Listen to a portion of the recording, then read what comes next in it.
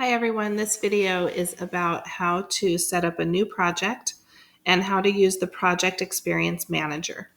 So when you first start using AET, it can be very confusing. I feel that as a teacher, and I know a lot of students feel that too. So here's one of the key things that will help you, and that is to understand this icon right here. It's a dollar sign, looks like a flask from a science lab and a person shoveling something. And it's called the Project Experience Manager. That is where you want to go to work on anything related to your project. That's one of the places that you can access that. And you'll see that it is consistently on every page. So if you get lost and you just click up here on AET, then this dashboard is going to come up, and there it is, the Project Experience Manager. And this is where it takes you. It takes you to this screen that tells you all about the projects that you have listed. But look at this. If you go into Profile, let's say you're in this part of the book. Here's the Project Experience Manager. There's that icon. It'll take you back to that page. If you go to Journal, look, here it is, Project Experience Manager. And it'll take you back. If you're in finances, same thing. Here it is. And so that is really a good tool for you to get to this page that is all about the project when you want to input anything regarding your project. So this student's book has a couple of projects already that were started, and we're going to go ahead and add a new one. All right, let's say this is a different year, different semester, different opportunity shows up. Whatever the case is, you want to add a new project. So you can see right here is a box that says add new. And so you need to give it a name. And what we have found is we teachers think that it's better for you to give it a date. So for example, if in 2022, I'm going to have a market swine project, let's say, okay? We feel if you put the date here in the title, that makes it easier later to figure out when you had all these projects. Then you have to make some choices. Is this individual, like you're doing it on your own, school-based, or is it service learning? And if you ever have a question about what those mean, you can just skim over that question mark and it tells you. So for example, school-based means they're conducted with formal cooperation of or the school. This could be like a group project that you're doing at the school farm with other students that might be part of your class, and then you do some time outside of class. Service learning projects are conducted with the formal cooperation of community organizations.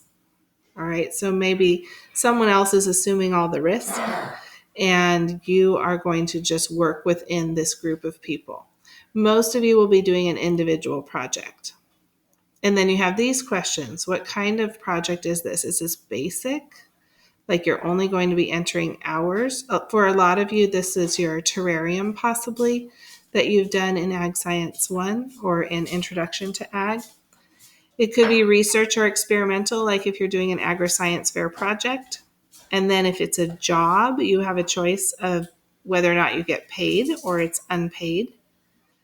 And then the last one is entrepreneurship or ownership. In this case, this student is raising a pig, and so they own the pig. It's their little business, and so we're going to click entrepreneurship. So this is important because if you do not choose the right options for your project, it will set up your book incorrectly for you to put in records. So if you're at all unsure about where your project falls, ask your ag teacher as you're getting started on this. Make sure that you have it in the right place. Primary experience category. So what does this fall into in terms of agriculture? What makes this an agriculture project? So in this case, this is an animal. So that one's pretty simple. We're going to put animal systems. There's a subcategory of swine. Category and unit. This means basically how are you measuring it? And so we're going to put head of market swine. How many head do we have? And we don't need this. This has to do with breeding projects. So none are general. And save.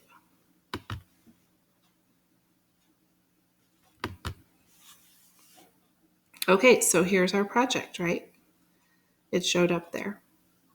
So that's basically what you have to do. You could be done with this video now. I'll go ahead and take you through one that is a job instead, because the two most common projects we have are either the student owns something or they're working for someone. So I'm going to go back up to Add New.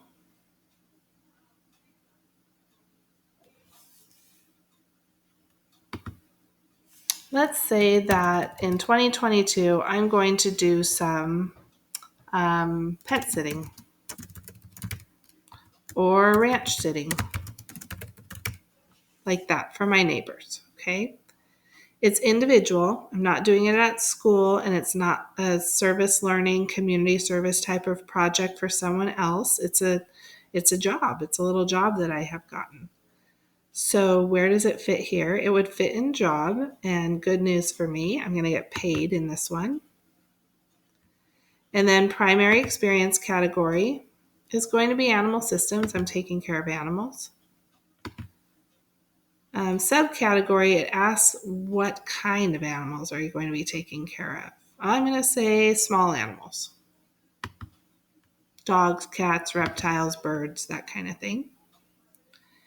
And then you can describe separate duties or roles for your job. You can divide hours and paychecks by each role. So, when all else fails, read. See, so if I wanted to split this up, I could do this for the Mays family. And let's say for them, I take care of their horses. And then I have a different family.